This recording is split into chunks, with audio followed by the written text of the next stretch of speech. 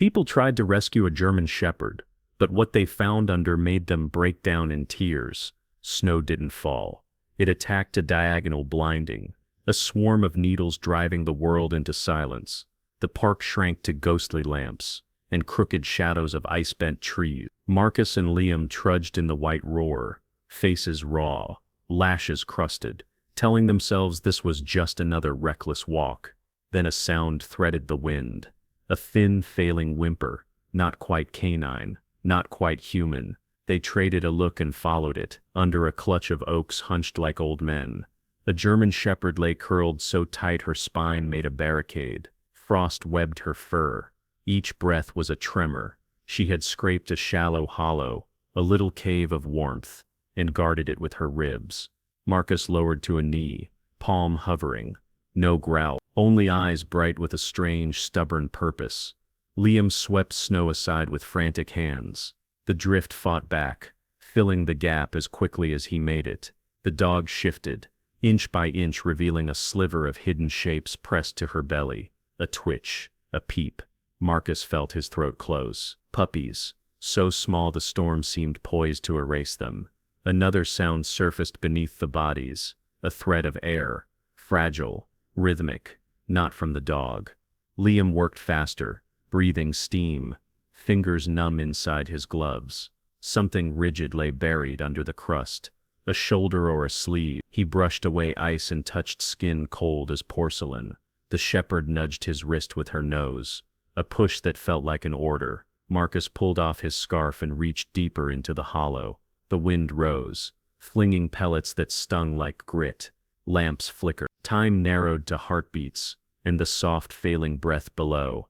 Marcus, Liam whispered, voice breaking. There's a child under her, and something the child is holding.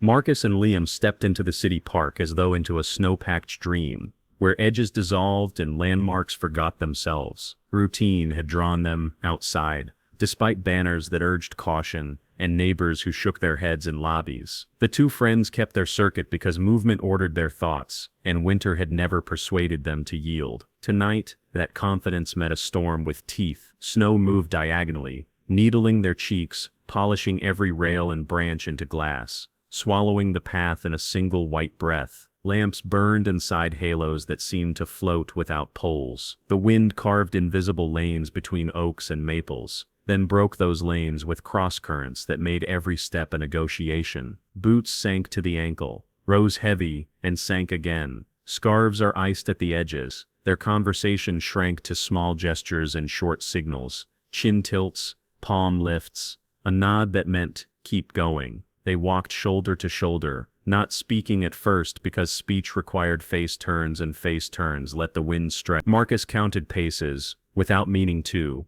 a habit he used leading software trainings when he needed timing to align. Liam watched tree trunks and kept a mental sketch of where the path should curve, where a bench usually broke the line, where a trash can might lurk under a drift. Familiarity helped, but the storm rewrote the map every minute. A gust would lift powder into a curtain, and when it fell, the ground wore a new shape. Metal squeaked somewhere, a gate hinge perhaps, then went quiet. Their world had shrunk to lamps, trunks, and the white rush of air. The city beyond the fence felt disconnected, its traffic muffled to a dull throb. Marcus lifted a gloved hand when the path took them past the playground. Slides rose as smooth dunes. The climbing frame appeared as a lump sprouting hard, frozen rung. He remembered summer heat and the squeal of shoes on hot plastic, then set the memory aside because it did not belong to this night. A sound threaded the wind, too faint to trust at first, thin as a loose wire humming behind a wall. Liam stopped instinctively. Marcus halted 2 steps later and turned his ear toward the trunks. The sound went away, then returned after the gust released its grip. It did not rise or fall like a human call. It pulsed, a damp little plea that felt close even when it seemed to come from nowhere. They listened without looking at each other, wary of giving the moment shape by naming it too soon. The wind filled the gap and tried to sweep them onward. The whimper, if that was truly what it was, came a third time, clearer than, "It's probably nothing," Liam said into his scarf, not convinced. He took 3 steps. The sound met him again, a bead of noise rolling along the bark, riding the breeze at just the right angle to reach them. He faced north, where oaks stood in a cluster that usually offered shade to joggers and cover to the occasional fox. Tonight the grove crouched, arms coated in rime, boughs loaded and dragged toward the ground. A draft tunneled through that space, carving a channel. The sound hid inside that channel. They angled toward the trees, boots punching through a crust that sometimes held and sometimes collapsed. Snow slapped their shins, powder-filled socks despite gaiters. Marcus pushed a branch aside and felt ice snap against his knuckle. Liam ducked and breathed out steam thick enough to look solid for a heartbeat. The wind dropped as they stepped into the grove and turned into slow pushes that came from several directions at once, as if the air had learned angles and wanted to try them all. In that temporary hush, the thread of noise sounded closer, as though they had walked into the mouth of it without noticing. At the base of a trunk, a shallow hollow had been scraped into the drift, a bowl shaped by repeated passes of a foreleg. The rim had hardened where the melt had refroze. Frost lined the walls into a glittering crust. Inside that small shelter lay a German shepherd curled so tightly her back had become a protective wall. Her fur, wheat at the shoulders and dark along the saddle, looked stitched together by ice plates. Ears pressed, whiskers clumped into little brooms, ribs lifted and settled in measured ration beats. The rise and fall of a metronome someone had turned down to save power. She was trembling. Yet the tremor seemed controlled, as if she managed even that, allowing shivers when they would help and suppressing them when movement might spill the tiny pocket of heat under her chest. Marcus eased to a knee, keeping his movements slow and precise. He set one gloved hand above the rim, and flattened his palm to show he would not grab. The dog's eyes, a dark steady brown brightened by reflection from the ice, met his gaze. No growl answered him. She made a small adjustment that let her watch both men without exposing the center of the hollow. Liam crouched opposite. He brushed snow back from the rim with the edge of a mitten, inch by inch, careful not to let powder fall into the depression. The whimper issued again, a damp thread that tugged at something older than thought. They looked around for a person who might have stepped away to find help. No prints crossed the drift except theirs. The storm had erased trails that were even hours old. Marcus searched for a collar and found a ridge buried under the rock. He cleared ice with a gentle rub, breaking tiny plates that clung like fish scales. A narrow strip of leather appeared with a small ring attached. He could feel an oval tag under the frost and the raised suggestion of letters, but powder kept sweeping across and the code remained unreadable. The dog shut her eyes for a beat, not surrender, not trust exactly, but an acceptance that allowed him to continue. Liam unspooled his scarf and tucked it along the upwind side of the hollow to blunt the draft. He leaned in and blew warm breath across his fingertips before returning to his careful brushing. The dog watched without blinking, attention fixed on the space beneath her chest. When Liam's mitten slipped and tapped the rim, she nudged the mound with her nose in response. Not a warning so much as an instruction. Attend here. He did. A sliver of dark fur showed where frost flakes had separated under the wind of their motion. Marcus saw lips twitch, then still. He heard the faintest peep nestle into the whimper and understood that the sound had layers. The urge to reach in and pull everything into the open swelled and then subsided. Breaking the shape of the shelter too soon would expose whatever lay at the center to a cold that felt predatory. They chose patience instead. Marcus used his body as a shield. Liam built a little wall by packing snow on the leeward side. The grove took on the intimacy of a room, a fragile one with a ceiling that shed glitter and a floor that sank under any careless shove. The city's distant thrum vanished entirely for a long moment, and left them with small noises, their breathing, the ticking of ice crystals shifting on bark, the measured rasp of the dog pulling air across a throat gone dry. The whimper changed. It carried relief for a moment, then concern again, like a line played quietly by an instrument someone refused to let fail. Marcus slid 2 fingers under the rim and widened the opening by less than an inch. The dog accepted that. She did not permit more. Liam angled his head and understood why. He saw a small muzzle, sleek, dark, wet with frost stars, pressed to the dog's belly. Another followed. The puppies lay in the warm pocket she had made, clinging to a heat that the storm would steal if anyone misjudged a single move. A knit cuff lay half embedded in the crust beyond the puppy. Marcus brushed it free and touched skin as cold as porcelain. Beneath the cuff, a wrist showed faint lines where a glove had once sat tight. He drew back at once, not from shock but from caution, unwilling to let his clumsy, cold hands introduce more He pressed his palms together to make heat, then tucked his fingers under his armpits to save sensation for when he would need it. Liam's eyes found his, and understanding passed between them without any speech. The dog shifted again, winced, and held. She had placed herself with care to create a barrier that could be moved only when the timing was right. Marcus understood that, and matched her pace. He pulled his phone from inside his coat, tried for a call, caught half a connection, and sent a location ping that might or might not survive the storm's appetite. Liam read the grove, tracing a route that would minimize exposure once they lifted the sleeping weight from that hollow. He measured trays of ice underfoot and memorized steps between trunks, already rehearsing how to carry lives without dropping warmth. No words of comfort, no empty promises, just work done by sequence. Widen the shelter without collapse, block the hard wind, keep heat where it already existed, and involve help without waiting on guarantee. The dog breathed, the puppies stirred, and a small human chest pressed against the curve of her body rose and fell with shallow, stubborn rhythm. The storm did not care, yet the grove now had a purpose of its own. Marcus and Liam felt it settle on them like duty, heavy and clarifying, and the night, previously a blank, filled with a single urgent line. The dog flicked her gaze from one face to the other, then pressed her muzzle to the mound, granting a narrow opening. Liam steadied the rim with both hands. Marcus leaned in, eyes wet from the cold, and watched the tiny shapes shift, then nestled closer into the warmth the dog had trapped. They braced, holding their breath. Wind punched through the grove in ragged surges, then fell away to a hush, so thin, Marcus could hear snow ticking on bark. He and Liam worked by inches along the rim of the shallow hollow, their gloves slow, their breathing light. The German shepherd held herself like a wall, spine arched, tail tucked tight to seal heat in the bowl of her body. Frost stitched her coat into pale scales. Every tremor looked chosen, a rationing of strength rather than surrender. Easy, Marcus murmured, though the wind plucked words apart. He brushed powder from the dog's shoulder with gentle strokes. She did not snap, her eyes fixed on him with a stubborn calm that felt like instruction. Move carefully. Keep the warmth. Liam knelt opposite and built a miniature windbreak with packed snow, hands steady despite the cold biting into his cuffs. A sound rose from the hollow, thin, breathy, almost not there. He bent closer. Another whisper answered, a squeak so small it seemed like the memory of a sound. The dog shifted a fraction, granting room without yielding the center.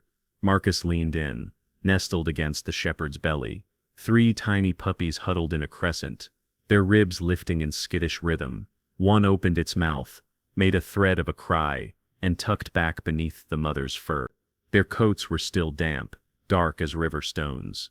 Steam lifted from the pocket of warmth and vanished when it hit the air. Awe broke through Marcus's fear, and held there bright and helpless. Good girl, he said, palm open. The shepherd's ears quivered. She pressed her nose to the mound again, not warning, guiding. His mitten brushed fabric, not fur. He stilled.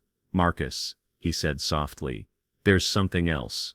Marcus cleared ice with 2 fingers, feeling for hard edges. The dog watched him, jaw set, breath shallow. He found a knit cuff, stiff with frost. His stomach dipped. He traced the cuff to a wrist, then to a small hand curled against a narrow chest. The skin felt like porcelain left outside. He followed the arm to a shoulder, then the line of a jaw beneath a cap crusted with ice. Lips showed under the rim, blue, roughened, still. A boy lay pressed into the shepherd's flank, his body fit to the curve she'd made like a second bowl, inside the first.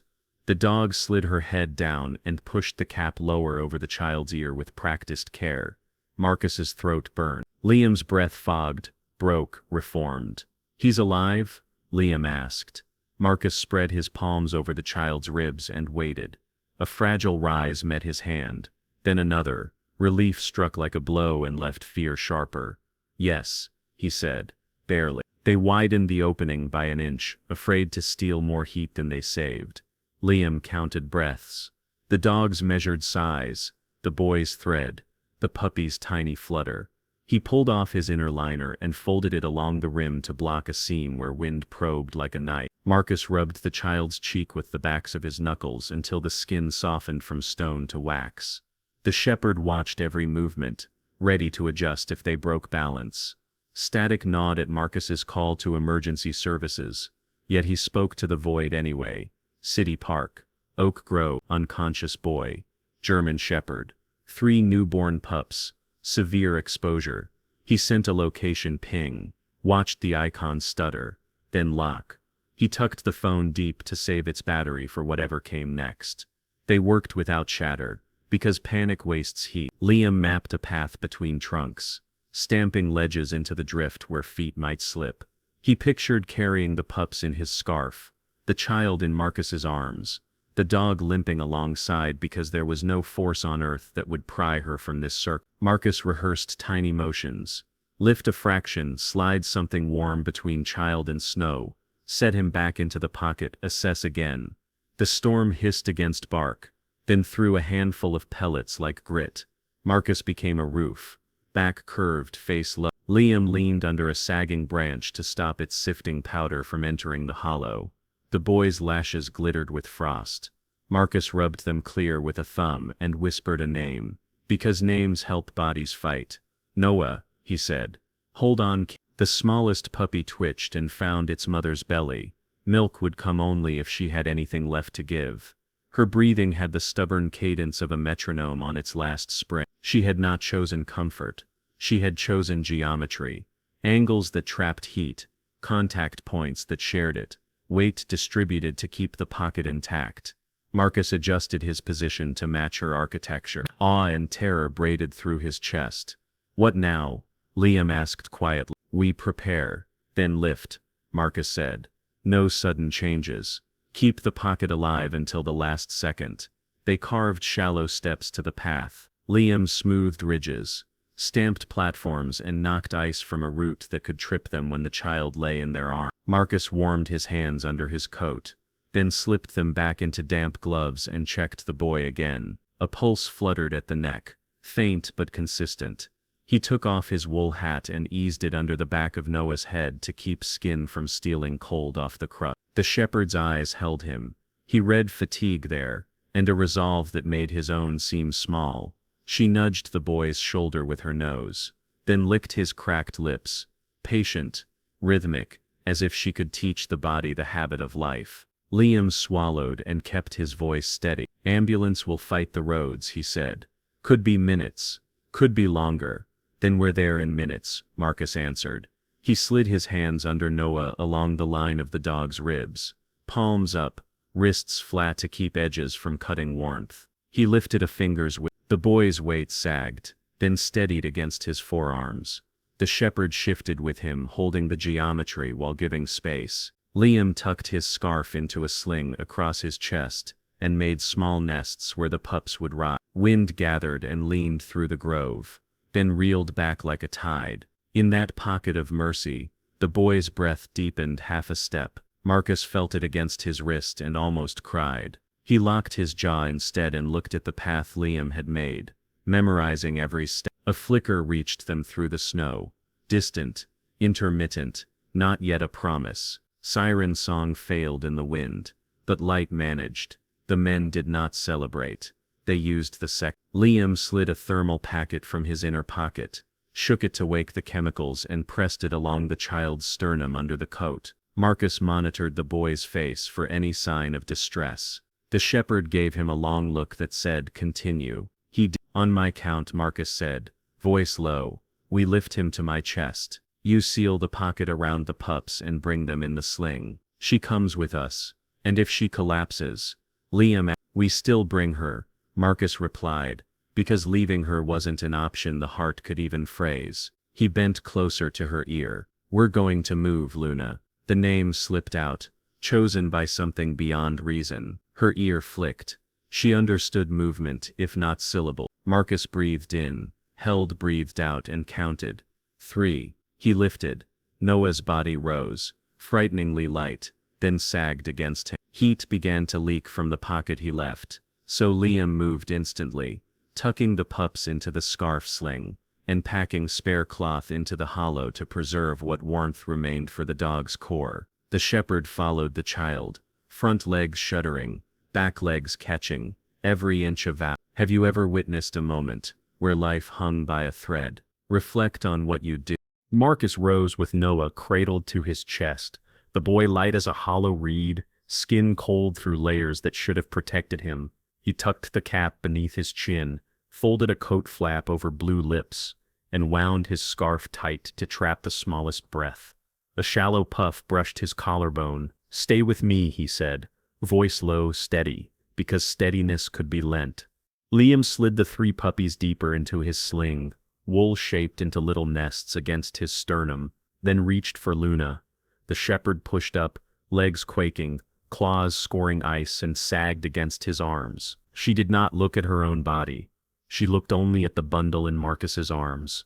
"You're coming," Liam told her, taking as much of her weight as he could. She tried to walk. Her legs failed. He lifted harder. They stepped from the grove into the open path, where wind ran unbroken, and snow climbed their shins with every stride. The route they had stamped minutes earlier already lay disguised by drifting sheets that slithered sideways like living things. Lamps blurred into corroded coins, and the city beyond the fence shrank to a muffled throb. Marcus planted each boot, tested, then shifted Noah's weight and moved again. The boy's breath kept its thin rhythm. Marcus matched his steps to that rhythm, making a quiet pact with the pulse. Liam followed. Luna held under his arms, her ribs juddering against his forearm. The puppies pulsed against his chest, squeaking when a gust found a seam. He bent his chin to make a roof of bone. "Almost there," he said, though distance felt elastic, stretching away when he dared to hope. Luna licked the air, tasting for the child. Each time Marcus shifted, she twisted to keep him in view, eyes fixed on the rim of the coat as if willing the small figure inside to keep breathing. A crosswind hit and shoved them 3 steps into a drift. Snow poured over Marcus's boots, filling the cuffs with ice that burned like fire. He rotated with the force rather than fight, sank to a knee to protect the boy, then rose in parts, 1 foot under him, then the other, then his hips, then the load pulled close again. He set his jaw and moved. Liam punched a shelf into the drift with his shin, hauled Luna across it, and grunted at a stab of pain that flickered down his back. He kept moving. "Good girl," he said, "because praise lends strength." She stretched her neck and touched the coat with her nose, then let him drag her farther. They reached a bench buried in the slats. Liam used the armrest as a lever, wrestled Luna over, and took 2 breaths he could not spare. She tried to crawl toward Marcus. He let her, then fed an elbow under her chest to keep her from faceplanting. The smallest puppy kicked, offended by the jostle. He managed a breath of a laugh that tasted like iron. "Complain later," he said, and pushed on. Blue light pulsed through the white, far off, vanished, then returned, sirens shredded by wind, rebuilt, shredded again. Marcus refused to count on them. He counted steps instead, beat for beat, an incantation against panic. The boy's breath paused, faltered, returned. "Stay," he said, softer, as if secrecy could keep life from hearing a challenge and leaving. Wind learned not. It sliced cheeks and probed collars, whipping crystals sideways in glittering bands. Marcus turned his back to the sharpest blast, and made himself a wall, letting grains hammer his spine rather than the boy's face. When the gust faded, he moved again along a line packed by earlier gusts. His thighs burned, hands stung in wet gloves. He held the pace he had chosen, not the sprint fear demanded. Liam stepped in Marcus's prints when they existed, tested when they did not. Luna's forelegs sometimes found purchase. Her hindquarters dragged. She made no complaint. She watched the coat, pleading without sound, promising without pause. The puppies pressed together, heat trying to be more than 3 small bodies could provide. Liam adjusted the sling, tightened his collar, and pictured a lit doorway at the edge of the park, hands waiting with blankets and a heater unit humming like summer trapped in a box. They climbed a hump of roots and slid into a trough. Marcus sank to mid-calf, clenched his teeth against the shock, and shifted Noah higher. He aimed for a gap between two oaks where the wind funneled, but the surface lay even. Snow hissed like sand across the ground. He walked through it as if through surf, feeling resistance pull at his knee. The blue pulse swelled into shape, two figures in heavy jackets at the far path, heads down, arms up. One raised a hand and shouted, and the wind tore the words into rags. Marcus lifted an elbow and kept moving. If he stopped to wave, the storm would take him. Luna folded without warning. Liam dropped to a knee so she would not slam the crust, then heaved her across his thigh and stood, teeth gritted. Something popped low in his back and spread heat that felt almost kind in the cold. He swallowed the noise and moved. "I've got you," he said, and she believed him. She pedaled air with forepaws until pads found snow again, then pushed toward Marcus, eyes locked to the coat. They closed the final stretch through ropes of wind. The rescuers reached them at a jog that looked impossible on that surface.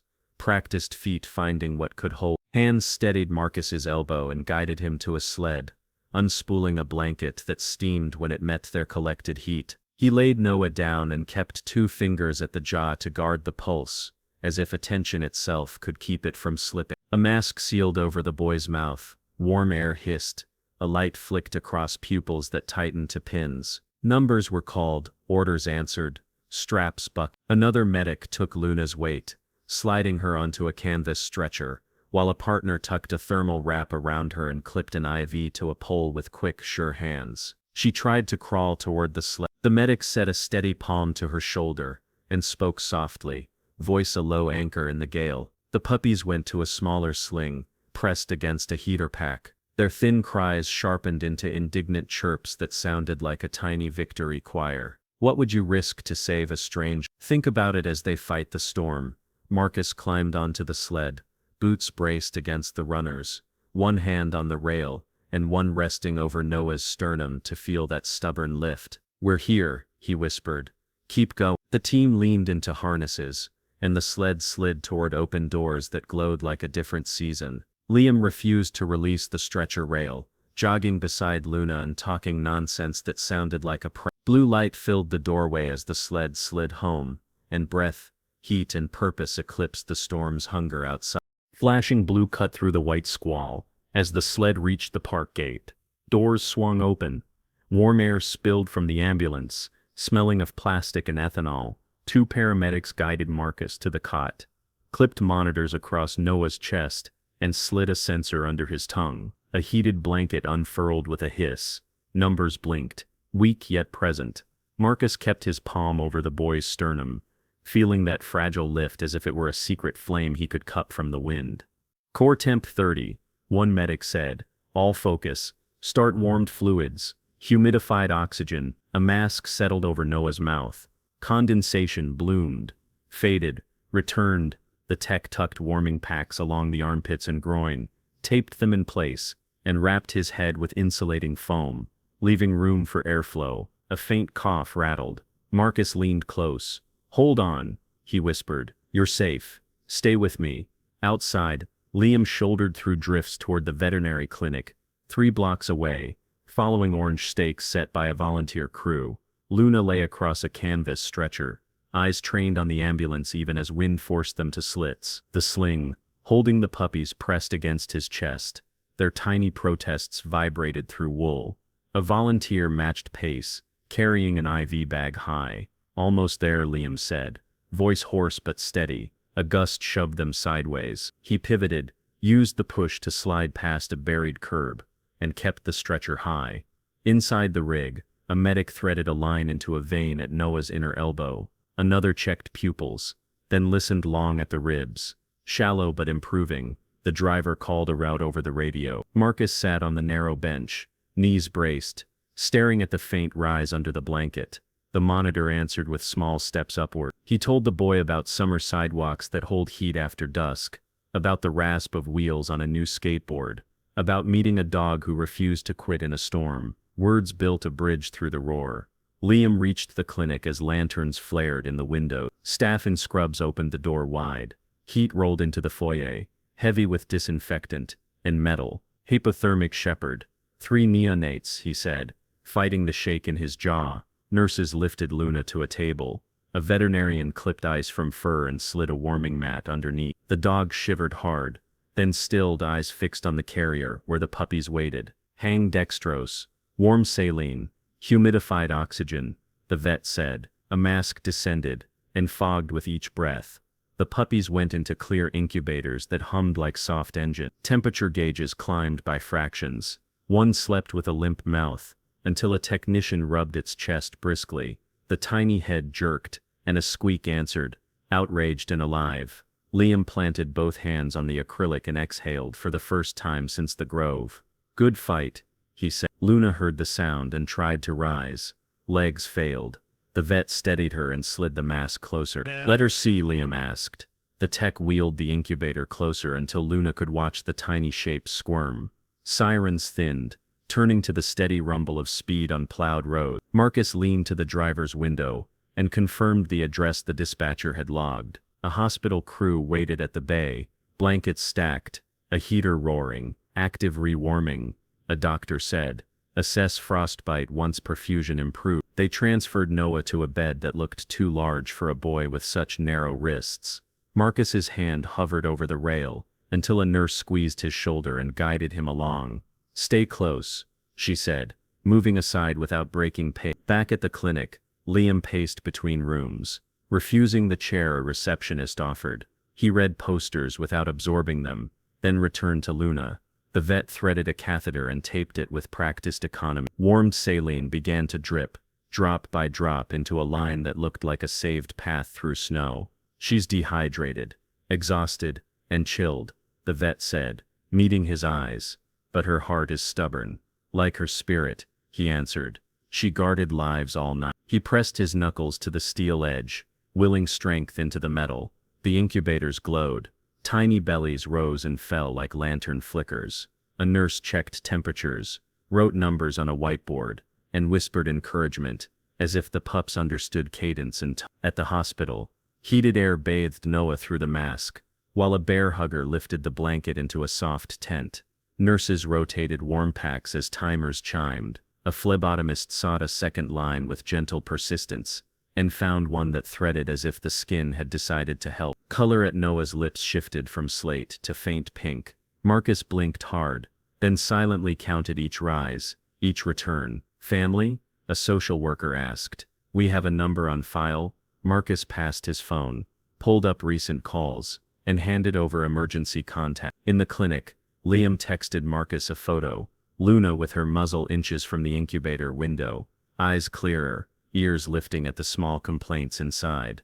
Marcus sent back one word, fighting. Then he angled his camera toward Noah's hand, curled around the blanket seam, and shared that image across town. Liam steadied himself with it, then went back to the table. Stay, he told Luna. They're warm. She pressed closer to the mask and closed her eyes. Not sleeping. Gather. Time turned into measured segments cut by alarms and checks.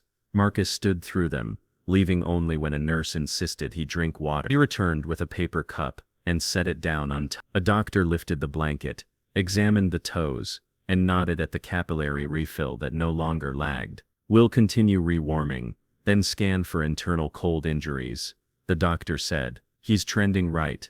Liam asked for a spare blanket he could wear while waiting. Someone draped thermal foil around his shoulders, turning him into a quiet statue across from the table. The incubator lids stayed closed except for quick checks. Gauges climbed to safe zones. The smallest pup found its voice and demanded milk with gusto disproportionate to its size. A nurse offered a syringe with diluted formula. The mouth latched, swallowed, then rooted for more. Good sign, the vet said. Marcus finally sat on the edge of a low couch just outside the room. He kept Noah within sight, refusing to blink long. Footsteps came and went, soles squeaking, voices low and precise. Night receded by inches. The window shifted from mirror to dark blue, to the faint gray of a bitter dawn. A nurse cracked the blinds and smiled when Noah coughed again. Stronger. Marcus clung to that sound like a rope. Liam's phone buzzed. He read, color improving, vitals climbing. He looked at Luna. Hear that? He said. Your boy is turning toward morning. The dog opened her eyes.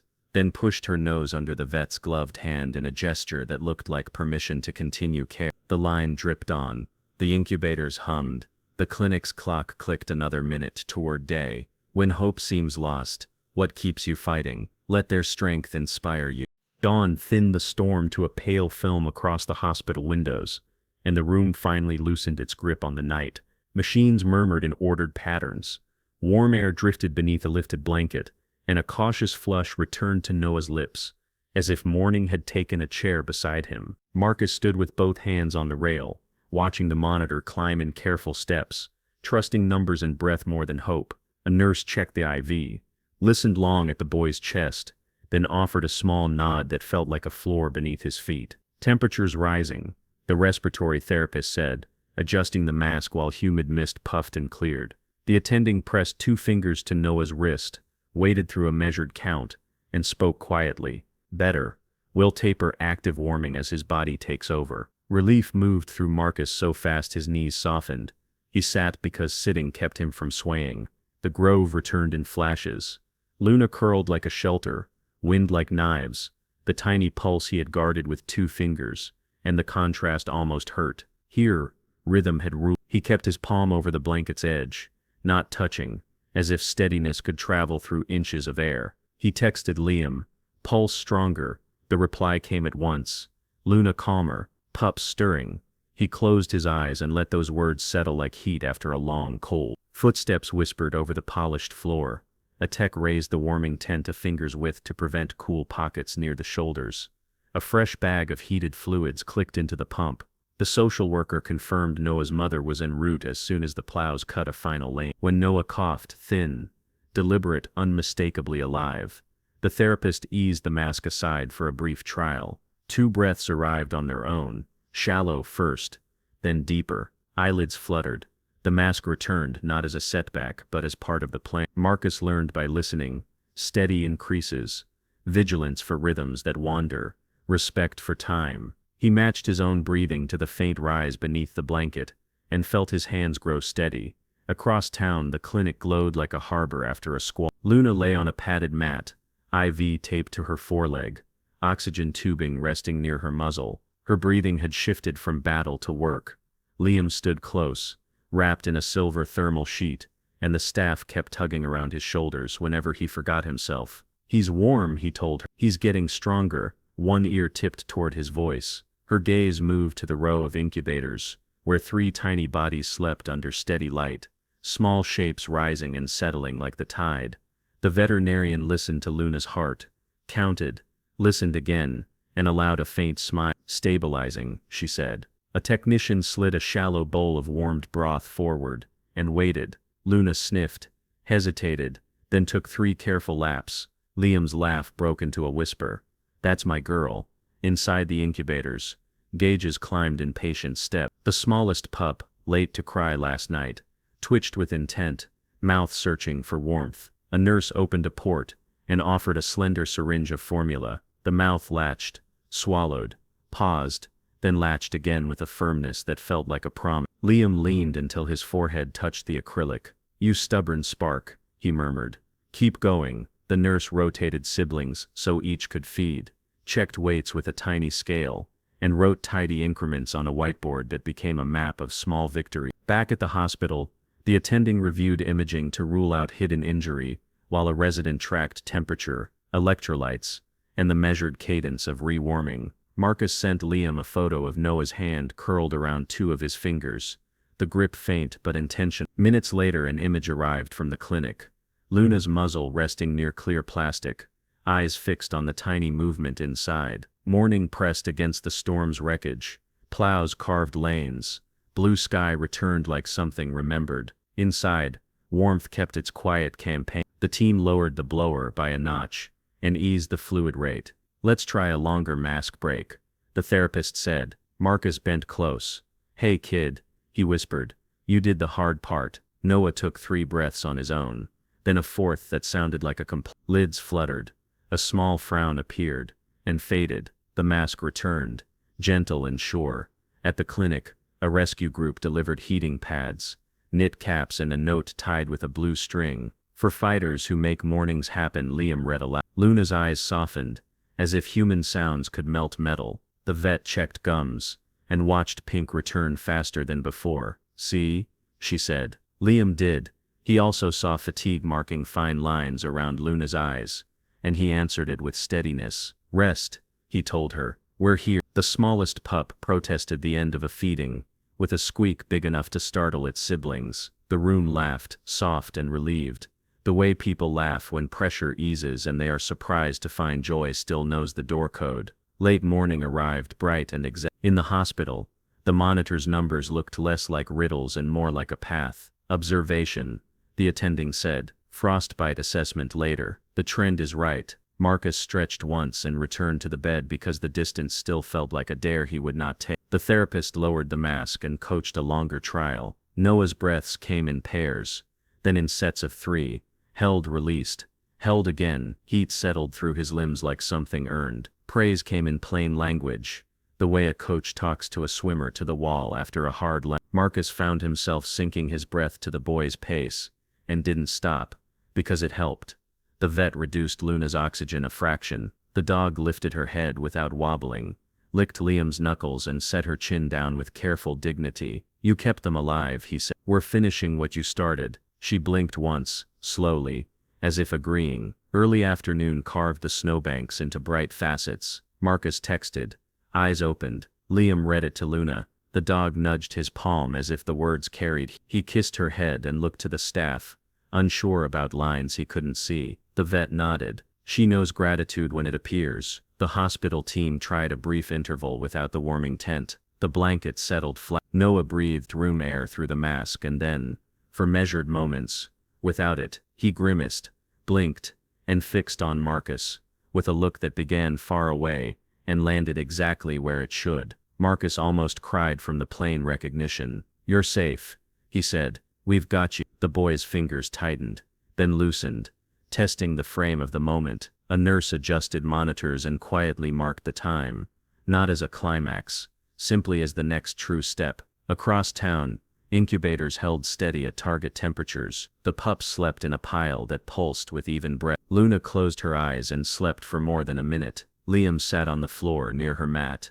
back to the wall, knees up, phone face down. He did not drift off. He listened to the hum of machines and the slow whisper of the dog's respiration, the kind of sounds that knit broken nights back together. He let those sounds teach his heartbeat a calmer pace. By late afternoon, the storm was a memory in glass gutters and crusted curbs. Inside, both battles leaned away from crisis. The hospital plan shifted from rescue toward recovery. The clinic team spoke about easing Luna from IV support to cautious feeding. Marcus and Liam, separated by streets yet tied to the same thread of hope, kept their posts without bravado. Strength returned not with trumpets, but through patient ordinary work, hands warming, eyes watching, breath answering breath, minute folded into minute, until the shape of survival held.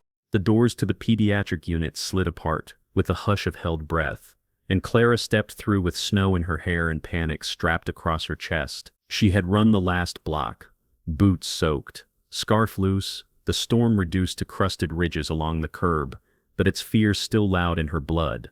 A nurse guided her past painted whales and paper boats, and a cart of blankets that smelled like clean heat. Clara did not notice the colors or the warmth. She saw only the room at the end, where a monitor pulsed like a distant lighthouse, and a boy lay under a lifted blanket that breathed for him in soft rises. Her hand found the doorframe, then the rail, then the small warm edge of Noah's fingers. The mask fogged and cleared.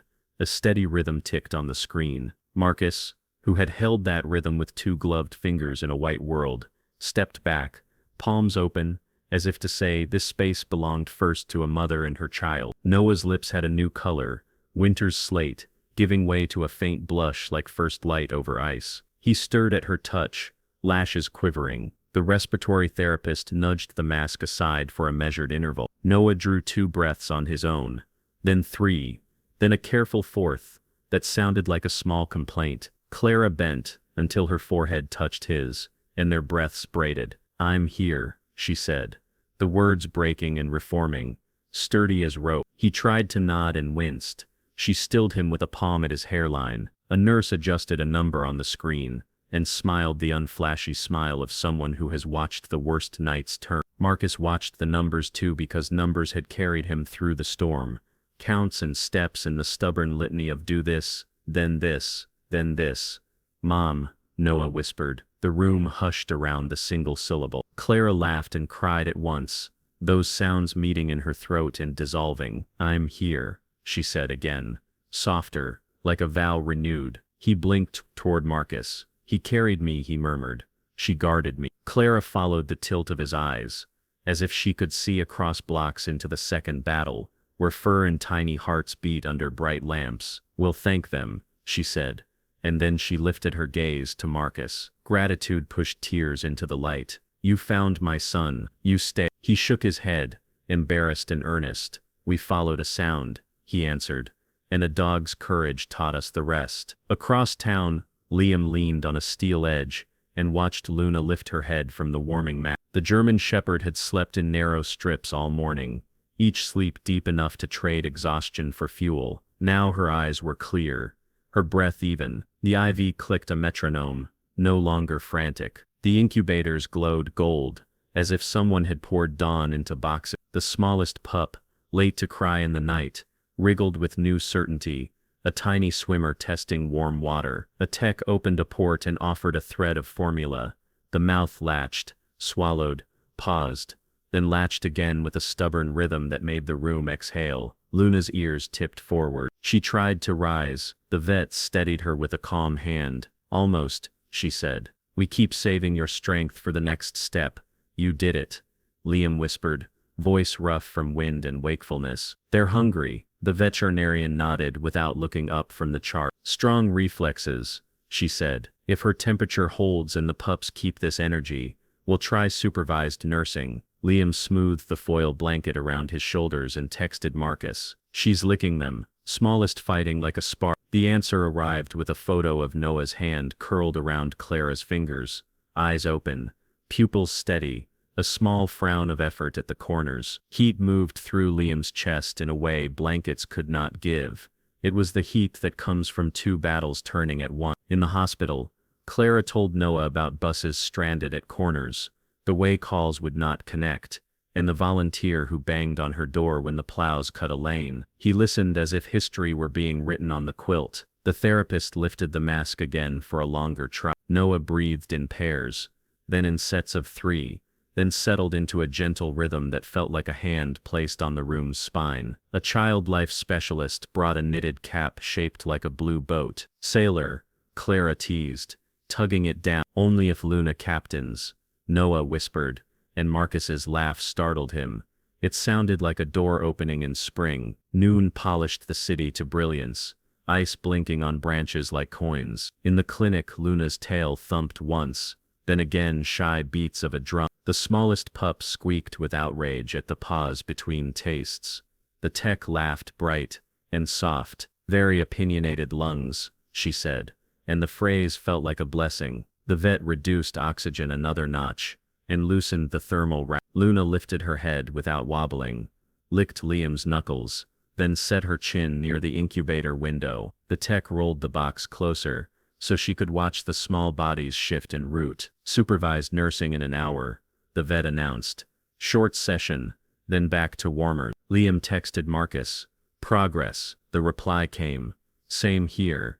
Back at the hospital, a volunteer brought cocoa for the hallway. Clara took one sip and set it down because the sweetness made her eyes prickle. She touched Noah's hair, then his cheek, memorizing a face she had always known, and now felt given back. The social worker mentioned a visitor policy exception for reunions. Clara nodded, but did not move from the bed. We will go see the dog, she promised. We will tell her what she did. Noah squeezed once, a small affirmative that tightened every heart within reach. Marcus stood at the window and looked toward the clinic, thinking about routes that had never mattered to him before. His phone lit with Liam's update, a dispatcher's thank you, a message from an unknown number that simply said, "Bless you." He put the phone away because screens could not match the sight of a family reassembling around a break. His role was shifting from urgent actor to patient witness, and he welcomed the change like warmth finding fingers. At the clinic, The hour arrived. The tech opened the incubator and placed the first pup against Luna's belly, then the second, then the tiniest with 2 fingers beneath to steady the wobble. Luna lifted a paw and curled it protectively without tension. 3 months searched, found, and began the slow, important work of Liam let out a breath that trembled, then steadied. "That's it," he said. "Eat, little storms." The vet marked times and temperatures and weights, pivoting between animals with quiet grace, the way people move when everything fragile depends on hands staying calm. Clara turned to Marcus and finally said the thing she had carried since the doorway. "If you had stayed home," she began. "If you had decided today was the day to break your habit. If you had looked away." She stopped, surprised by her own breath. "You listened." "You went." Marcus shook his head. "The park was empty," he replied, "but a sound threaded the wind, and a dog refused to move." She nodded, understanding truths that do not fit into headlines. She reached across the rail. The clasp this time was firm, grateful, steady. He felt again the exact weight of the storm and the exact weight of the boy, and he understood that strength is sometimes simply a decision repeated until help arrived. Across town, Liam stepped outside to call, then pressed his palm to the clinic glass before re-entering, silly and sincere, as if touch could cross air. Inside, the room carried an earned peace. The incubators hummed, the IV ticked. Luna watched and waited, no longer a sentinel against snow, but a mother reclaiming a quiet job she had never truly abandoned. When the session ended, the tech returned each pup to the warmers. Luna accepted the plan without protest, eyes following until the doors latched and the gauges settled. Who would you thank for a miracle in your life? Hold that thought close. Evening would bring new decisions, but the afternoon belonged to gratitude. In one room, a mother held her son's hand and named the hours they both served. In another, a dog counted her pups with careful licks and tucked her paws where warmth stayed best. Between those rooms lay a street bright with salt and puddles, and along that street walked 2 friends who had entered a park by routine and left it changed, woven into a story they would carry for years, not as heroes only, not as spectators, but as people who listened when a thin sound threaded the wind and answered with everything they had. Afternoon broke bright and cold, the kind of light that makes last night's storm look like a bad story retold. Outside the hospital, plows had carved clean lanes through glittering burns. Inside, Noah slept between checks, color returning by patient degrees. Marcus stood with Clara in the corridor and voiced the thought that would not let him rest. "When we found them, I felt a collar under the ice and never read the tag." Clara's fingers tightened around a paper cup. "Then we should," she said. "It belongs to her as much as the saving belongs to him." They messaged Liam and walked the 3 blocks to the clinic, boots crunching over salt. He met them at the door, hood finally off, eyes bright with the first unguarded relief. "She ate and drank," he said. The pups argued like champions. Through the pain, they saw Luna on a mat, IV taped neatly, muzzle close to the incubators. She looked less like a patient than a guardian resting between alarms. Clara lifted her palm to the glass. "Thank you," she whispered, as if the word could travel heat. "We think her collar fell off in the grove," Marcus said. "If we find it, we'll know who trained her." The vet handed them cleats and a small shovel, then nodded them toward the door with a look that understood pilgrimages. Sun silvered the paths. Trunks flashed with rime that hadn't surrendered. At the hollow, snow still held the geometry they had made with Luna, as if gratitude could press memory into a surface. Near the rim lay a leather strip the color of roasted chestnuts, cracked at the holes, buckle filmed with frost. Marcus brushed powder away and turned the oval tag. Plain letters rose, unadorned and steady. Luna, Search and Rescue Unit. Thomas Reed. Along the rim, a number had been incised like a rote. Liam took a photo against the white, then dialed with gloved fingers. The call connected on the second ring. "Thomas Reed," a level voice said. Liam spoke in measured phrases. "Storm, grove, dog, boy." 3 newborns allowing each piece to land. The line went quiet for a heartbeat that felt like a held breath. Then the voice returned, lower. "You found her." Air moved on his end, the sound of a door opening. "Where are you now?" "In the grove," Liam answered. We're holding her collar. She disappeared during a river drill in December, Reed said. A squall shoved us sideways. She took a scent line along the bank and vanished under blowing snow. We tracked until the wind erased us. I walked that stretch every morning after, listening for anything that sounded like her. He paused, grief passing across the words like a shadow, then steadied. I'm on my way. They met him an hour later at the clinic. The pickup wore salt like dust. Reed stepped down carefully, old wool coat buttoned to the throat, cap pulled low, silver threaded his beard. His eyes were the blue of distant ice. He took the collar with both hands, thumbs moving across the stamped name as if reading Braille. She chewed that notch the day I fitted it, he said, smiling without apology. I told her elegance mattered. She told me utility does. A technician opened the door, and they entered the warm, bright room. Luna lifted her head before Reed reached the mat. Her ears rose. Her tail thumped, slow and sure. He knelt with the caution of old knees, and pressed his palm to her forehead. Girl, he said, one syllable carrying ravines and fields at dawn. She leaned into him and breathed out a tremor of recognition that put heat behind Marcus's eyes, and brought Clara's hand to her mouth.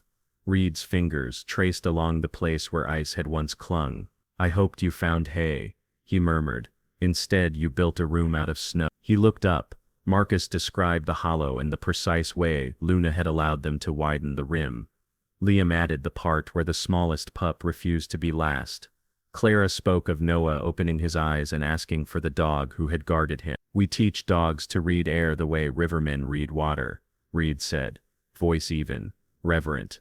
Scent cones off skin, warmth rises and curls, wind braids between trees. A good nose makes a map from that. But training is scaffolding. The decision is the house. Luna always chose to go farther. He scratched under her ear, and she answered with a lazy hind leg kick that made him laugh despite himself.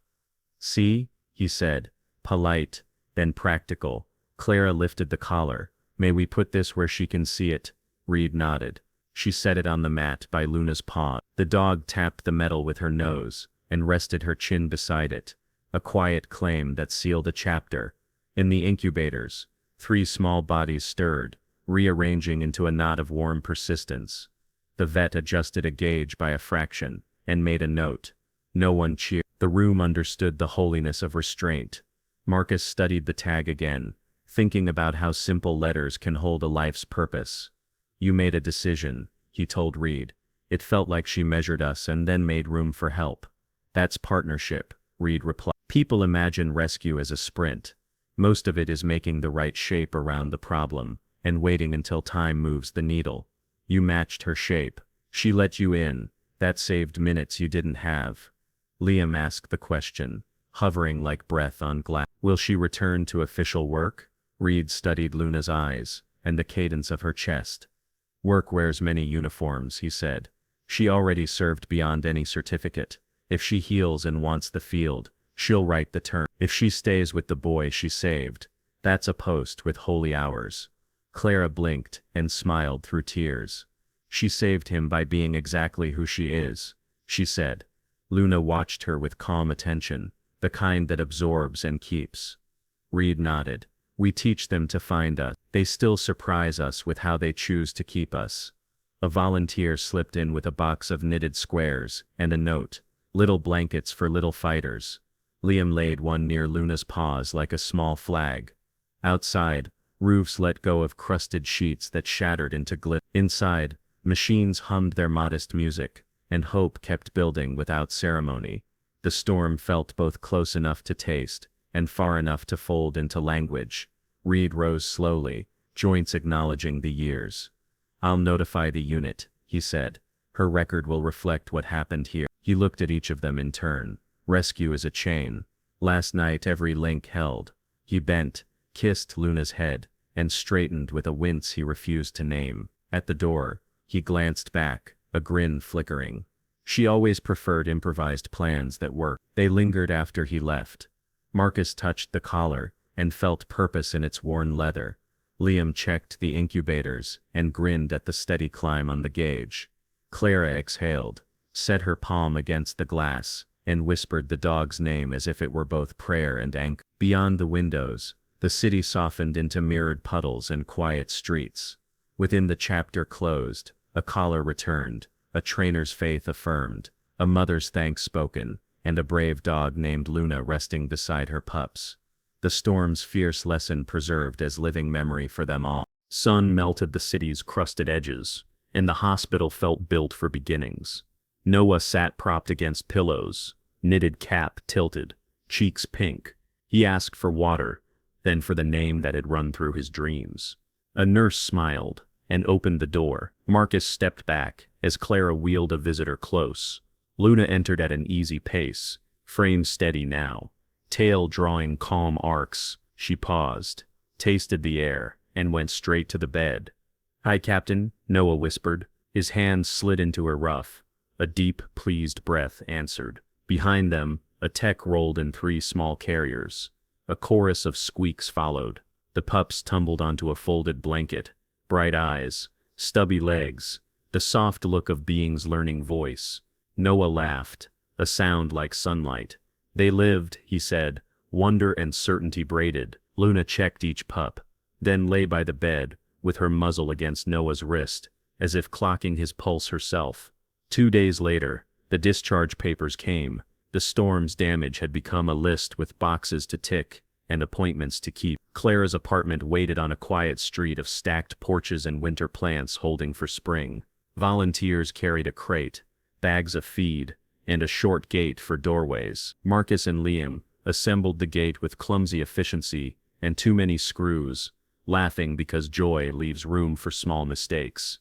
The living room smelled of cinnamon and clean soap, a blanket spread beside the couch, a nest waiting for nap. They named the pups that afternoon while a pot simmered and music drifted. Blizzard tried to climb the couch and slid back with solemn outrage. Frost preferred a towel corner and fell asleep with one ear inside out. Spark discovered the basket weave and tapped it until it made a new sound. Noah presided as if that role had always been his.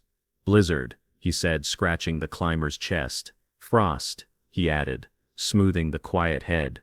"Spark," he finished, laughing, when the smallest tugged his sleeve. Reed visited on the second evening, hat in hand, boots brushed like a man. Entering a chapel, he crouched and let Luna come to him.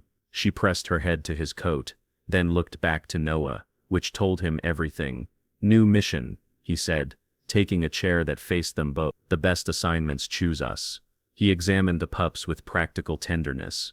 "Good weight, strong reflexes, they'll chase shoes and hearts in no time." He watched Noah try to teach Spark to sit with a tiny treat. The pup wiggled, stared, then leaned into his hand. Reed laughed softly, passed with distinction. He offered to sponsor vet checks until everyone was set, and Clara accepted with grateful clarity. Evenings learned a rhythm that honored the miracle without turning it into a museum. Schoolwork returned in gentle pieces. Marcus dropped by with a repaired skateboard and a helmet sticker shaped like a paw. Liam arrived with a collar tag that matched the old one, polished and engraved anew. "Luna, search and rescue, honorary guardian." Noah clipped it on, whispered thanks, and scratched the place that made one back leg kick in dignified delight. At night, Luna lay on the rug beside the bed, ears turning toward hallway sounds. Walks took them past the park gates, where drifts had shrunk into glassy pie. The grove looked ordinary again, which felt impossible. They paused anyway, not to rehearse danger, but to salute the geometry that had kept life warm. Noah laid a mittened hand on the bark. Luna pressed her nose to the same spot. The pups plopped into the snow like tiny sleds. Marcus took a photo. Liam took the next one, with everyone laughing because Frost had stolen his glove. Neighbors arrived with casseroles and stories. An elder from the 3rd floor brought a blanket crocheted with blue ridges. A teenager offered to teach obedience. Payment in cocoa was accepted. Luna learned house rules fast, not out of simple obedience, but because she understood jobs. She fetched dropped socks, and stood at the door before the bell rang. When thunder rattled a far window, she rose and set her head on the bed. Noah's hand found her ear, and the noise moved away. On the stoop one evening, Snowmelt whispered in gutters. "I keep hearing that first whimper," Liam said. A thread pulled across a room. Marcus nodded. I keep seeing her eyes. The look that said move right, not fast. They went quiet, thinking about the hinge where a body chooses courage and carries strangers with it. Spring pried at the city. Patches of green showed. Noah walked more, first with a cane, then without. A therapist coached him to breathe deep and long. He taught Spark to fetch socks. Blizzard learned stairs in bursts. Frost excelled at comforting anyone within reach. Reed returned with a small card naming Luna an honorary therapy partner. Paper follows truth, he said. Luna wagged and nudged only Noah, as if truth required folk. Clara moved through rooms, a steward to new life. She cleaned bowls, kept appointments, and learned the patience of housebreaking. She also sat when the story pressed on her, palms open in gratitude. At night she turned off the lights, whispered thanks at the window, and tucked a blanket around the pup that always shed it. They celebrated a calm morning with pancakes. Marcus flipped Liam burned one and claimed it anyway. Reed told a river tale where a dog found a hunter by reading a change in the wind. Noah listened as if collecting maps. After breakfast he lay on the rug, and Luna lay with him, chest to back, a living parenthesis around a sentence still going. Cards arrived from school, bold letters, too many stars. The nurse from the night shift sent tea. The vet emailed a chart with upward lines like hills worth climbing twice. Gifts slowed, but the habit of kindness stayed. The household learned to pour it both ways. One evening they returned to the park with seed for birds and a ribbon for the oak. Noah tied the ribbon to the lowest branch. Luna sat at his heel, posture dignified, eyes soft. The pups watched a squirrel and then forgot why. Wind moved clean through the grove. The place felt less like a sight and more like a chapter, complete. On a quiet weekend, Clara stood in the doorway and watched her son sleep with Luna, curled along the bed, muzzle near his hand, breath matched to his. Blizzard dreamed and paddled. Frost snored. Spark woke, looked around and decided the world did not need managing yet. The apartment held the hush of earned peace. Clara took one picture, not for strangers, but for the future that would ask how it felt to keep a miracle within reach. Later, friends gathered for tea. Conversation tilted toward plans, then circled back to the day. The storm changed its mind and let people through. Marcus set his cup down. We went for a walk and found a life, he said. Liam added, and found what walking is for. Reed not. Rescue ends in arrivals, he said, and begins in listening. This story of survival and love proves miracles happen. Share it with someone who needs hope, and subscribe to witness more incredible journeys.